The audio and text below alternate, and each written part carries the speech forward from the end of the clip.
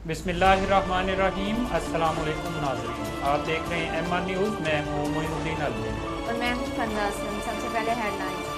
वज़ीर इत्तलाआत सईद गनी ने कहा है कि अवाम किंग ऑफ कॉमेडी उमर शरीफ की नमाज जनाजा में बड़ी तादाद में शिरकत करें। तफसीलात के मुताबिक वज़ीर इत्तलाआत सईद गनी ने कहा है कि अवाम उमर शरीफ की नमाज जनाजा में बड़ी तादाद में शिरकत करके दुनिया को पैगाम दें कि हम अपने लेजेंड्स को दुनिया से गुजरने के बाद भी याद रखते हैं।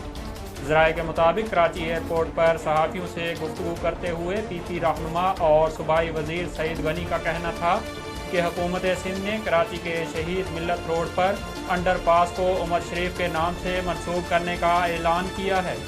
पाकिस्तान के मुख्तलिफ शहरों से डॉक्टर्स के काफिले इस्लामाबाद में पाकिस्तान मेडिकल कमीशन के सामने पहुंचकर PMC के सामने रोड ब्लॉक करके एहतजाज कर रहे हैं।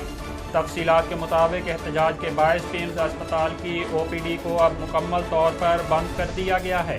PIMS अस्पताल में होने वाले तमाम ऑपरेशन भी मुलतवी कर दिए गए हैं। OPD बंद होने के बायस दूर दराज इलाकों से आने वाले तमाम मरीज वापस जाने पर मजबूर हो गए हैं।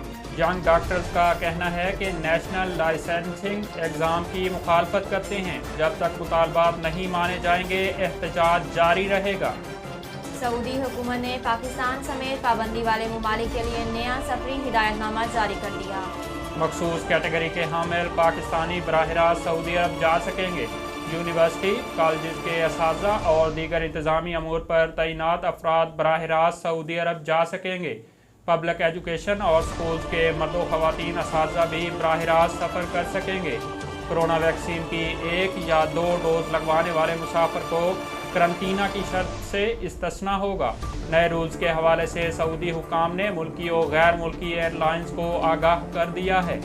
वज़ीर ख़जाना शौकत तरीन की ज़ेर सदारत इक़्तिसादी राब्ता कमेटी का इजलास कल होगा। तफसीलात के मुताबिक वज़ीर ख़जाना शौकत तरीन की ज़ेर सदारत ECC के इजलास में 8 नुकाती एजेंडे पर गौर किया जाएगा।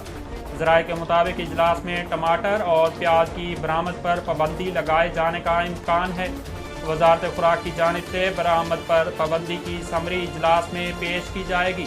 ज़राए ने बताया है कि इजलास में नेशनल रेमिटेंसेज लॉयल्टी प्रोग्राम की समरी पेश की जाएगी और यूटिलिटी स्टोर्स कॉरपोरेशन के लिए गंदम की दस्तयाबी पर भी गौर किया जाएगा। अब तक के लिए इतना ही। मज़ीद खबरों और तफसीलात के लिए देखते रहिए MR न्यूज़।